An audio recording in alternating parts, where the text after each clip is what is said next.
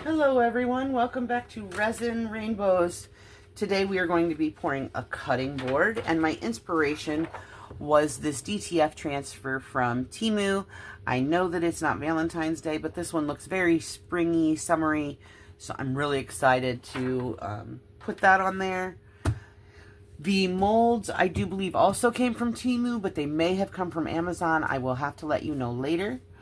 We will be using the Let's Resin Epoxy, which is a 1-to-1 by volume. We will be using two different glitters. We have this one from Walmart, which is the extra fine cherry blossom. And then this one that I got from Joann Fabric and Crafts before they closed. It doesn't say a color on it, I don't think. It's just a light pink, extra fine. And we will be using some white pigment paste as well as some clear Elmer's glue. The tray does take 30 ounces of epoxy, which I did use my Resiner's dual head mixer to mix up. That is sitting off to the side degassing right now, and I am also using my Resiner's air purifier just to kind of keep it nice and fume free in here.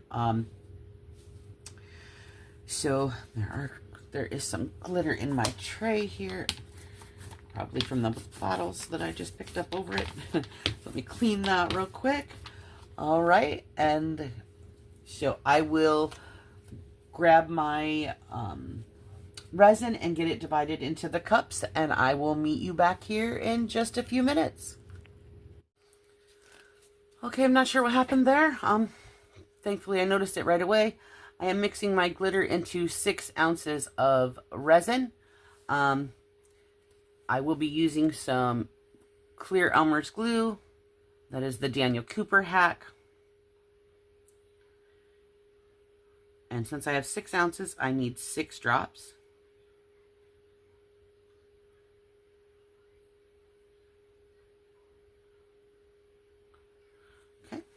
We'll get that mixed in. That should make it nice and thick. Oh, yes. All right, and that'll keep our glitter from falling.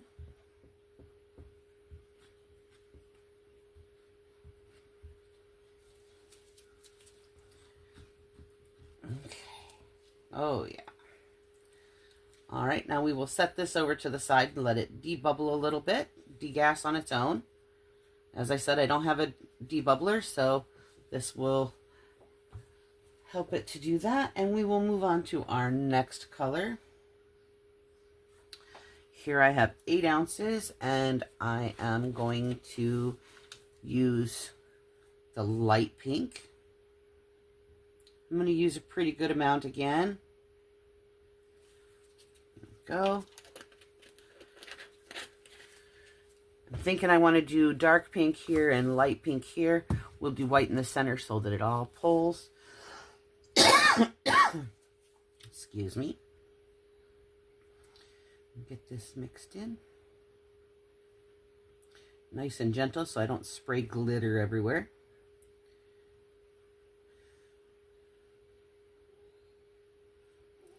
I'm already probably going to have glitter throughout my house for the rest of my life. Especially with this being extra fine, y'all know glitter goes everywhere.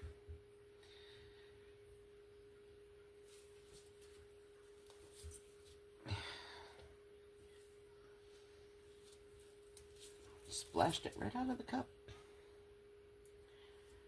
Okay, I think we're probably going to need a little bit more than that. Yeah, we will add, if I could quit spilling it out of the cup, that would be great.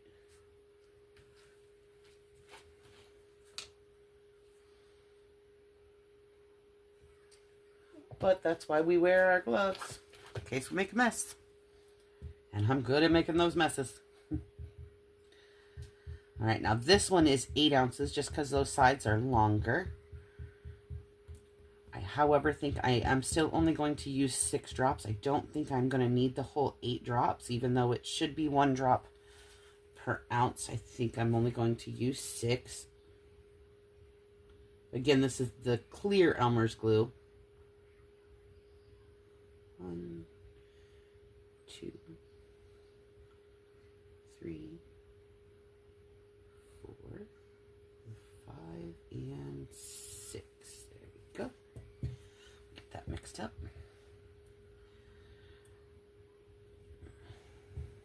I still want this to be able to move a little bit. I think a little bit more than the darker pink, so that's why I added less drops to this one. Still want to get that bloom-ish effect. We'll take a look at both sides of our tray once it, or our cutting board once it cures, to decide which side we want to use. Let me get a knife real quick. Just using a baby wipe. Clean up my gloves a little since I made a big mess with that. And clean up my mat just a little bit. Okay. All right, now I do have 16 ounces. Again, broke up into 2 cups just to keep it from flash curing because I don't want it to flash cure in my cup. Both of these are going to be white because the white will be in the center. So I'm just going to add a little bit of this white pigment paste to both of my cups. That looks pretty good. Looks pretty good.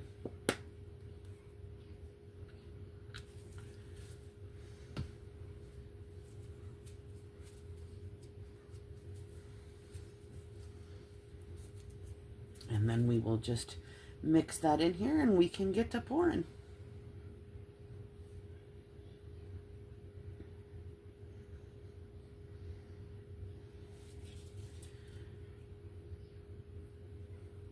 You want to make sure that you mix it until there are no streaks. I do want this to be opaque, so I've added quite a bit of pigment paste. I want to make sure that I can't see my stick through there. As you can see, there are still streaks. So we're going to continue to mix. In fact, I am going to get out my handheld mixer and get this mixed up, and I will meet you back here after that's done. Everything is all mixed up. We have all of our colors here. We have our white, our light pink, and our dark pink.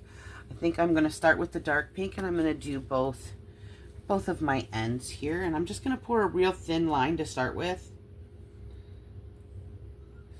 Do just a little dabble there. And then I want to make sure that I get in front of that handle too. So do a little dabble there. We still have some left. We're going to set that off to the side for a minute. And then we're going to do our light pink along both of these long sides, I think. Just a quick little line there. And don't worry, we will come back with these colors and finish filling it in. I just want to make sure that we get our colors laid down first. Go. And then we're going to take some of our white, which doesn't have any glitter and none of the glue, and we're going to pour that right in the middle. I'm going to pour most of this cup in, or all of this cup in. We do have another 8 ounces off to the side here. And now, scrape this out. Okay. Now what we will do is we will take these colors again and go back over as we start to fill our tray. We want to try to get those colors right in there. Got a little bit left there. I'll save that for a minute in case we need it to top off. Get this dark in here.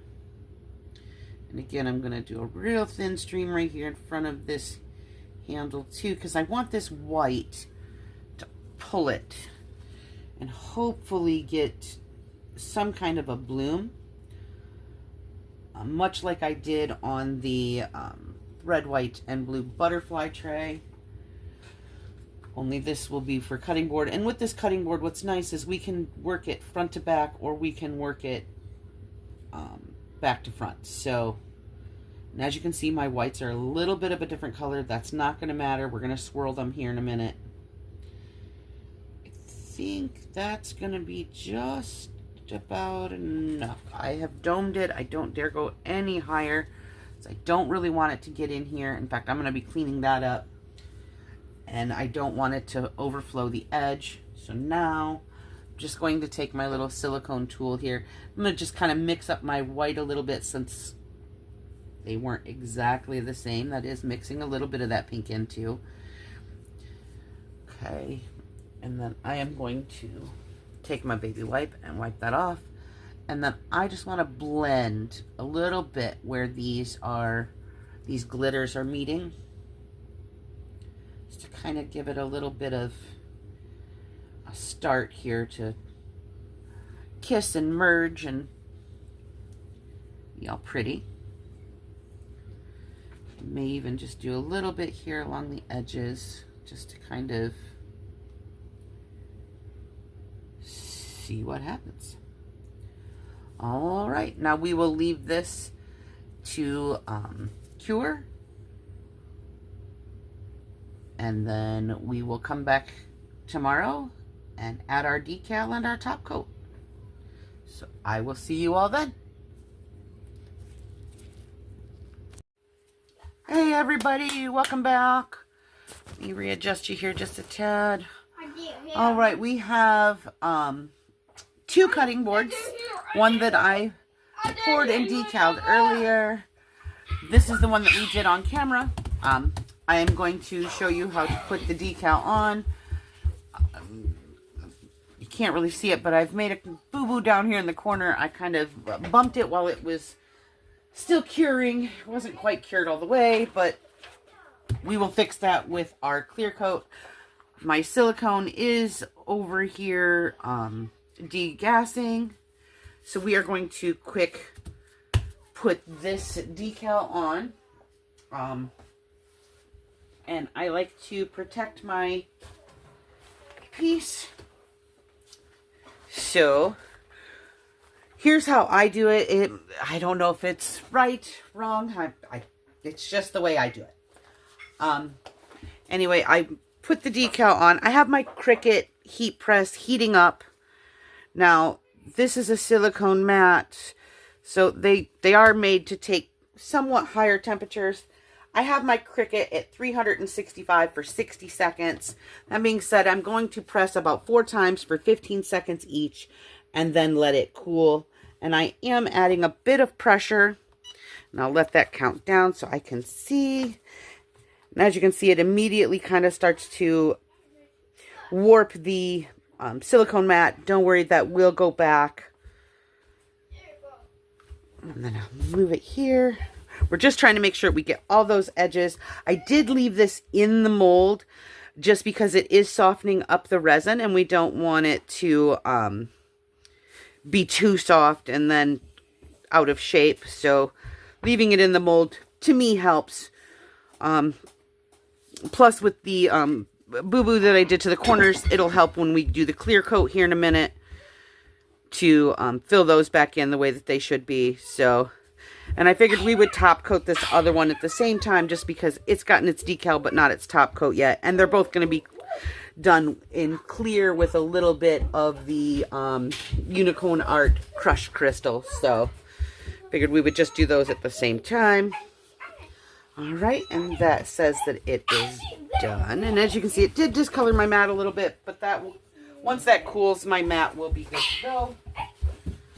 All right, so we will leave this to cool because we want it cool before we go to peeling it, and it is very warm.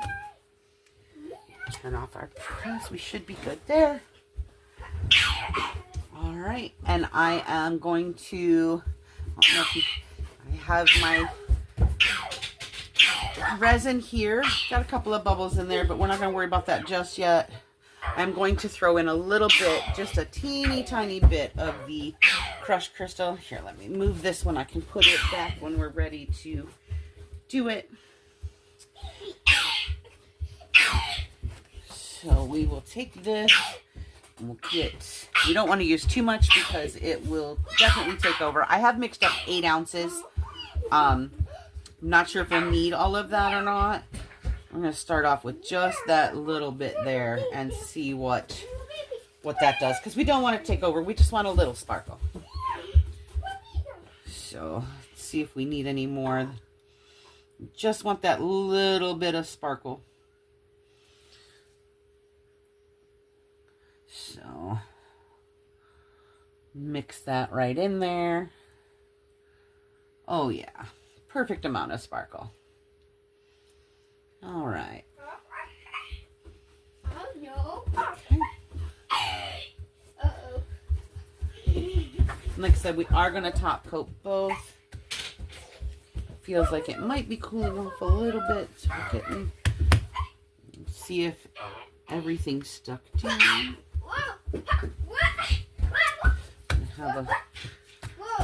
All right, I'm going to let this cool down, then I will peel it off, and then we will be back. I'll see you in a few minutes.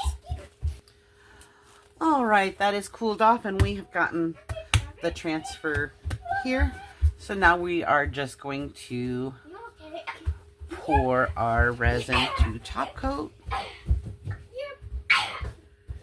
Definitely want to make sure I get here to the edges. Like I said, I've poured about, or I've mixed up about 8 ounces. That's all right. We'll get that off the handle. No big deal there. I'll clean that up before it cures. And I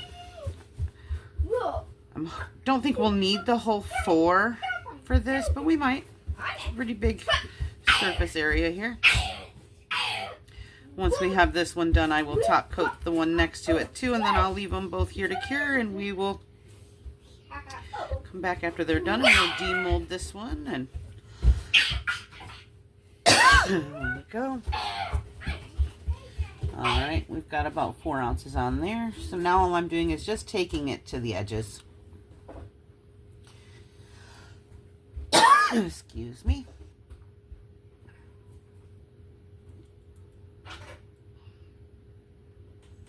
Trees around here are blooming, and flowers are blooming. And my allergies are not liking it. Okay. We just want to make sure that for sure we get this decal completely covered. And that'll lock that in.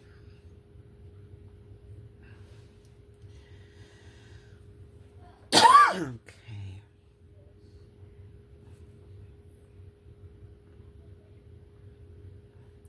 Take it right up to the edges of the mold there. If we have a little bit of cleanup to do around those edges, that's fine. I find doing it this way too, since it's not been demolded, it protects my sides and back from the top coat.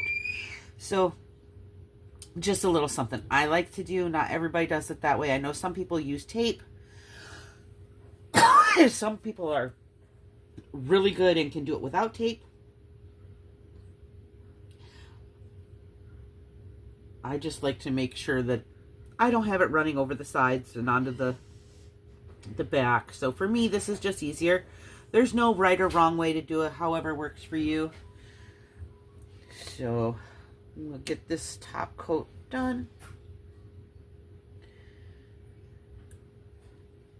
Okay. And that top coat is done. So I will do the one next to it here in a few minutes, and we will let this cure, and we will be back for the demold. Welcome back, everybody. I will tell you, these trays, if they could go, or these cutting boards, this one especially, if it could go wrong, it did. It was a little too chilly in here, so I did set them outside since we're having a heat wave. And did end up getting a little bug in this one, which when I got out caused my decal to ripple a little bit. So this will need a second coat, a second top coat, but I will do that in a little bit. But anyway, here is the finished product of the cutting boards. This is the back of this one and the back of this one. So they are all done and ready to go. So I hope you all enjoyed that one, and I hope you will come back for the next one. Thank you. Bye. This is why a lot of times y'all can hear him in my videos, because his baby monitor sits right here so that I can keep an eye on him, because he is special needs and does have seizures. He has epilepsy and some other special needs. So this is why a lot of times you'll hear him stimming in the videos and things like that, because his monitor's literally right here. I promise you, he is not in the room with me. He is nowhere near the resin. In fact, if you look, this is where my desk is at. In fact, I'm all set up for another video tonight. So we will be doing this video here in a few minutes, but I wanted to show you why it is that you can hear him so clearly most of the time. Thank you for understanding and being so nice about it. He is definitely nowhere near the resin. I know how to keep him safe. So I just wanted to, like I said, show you that it's because he's on a baby monitor. And so you can hear him when he is in his safe space.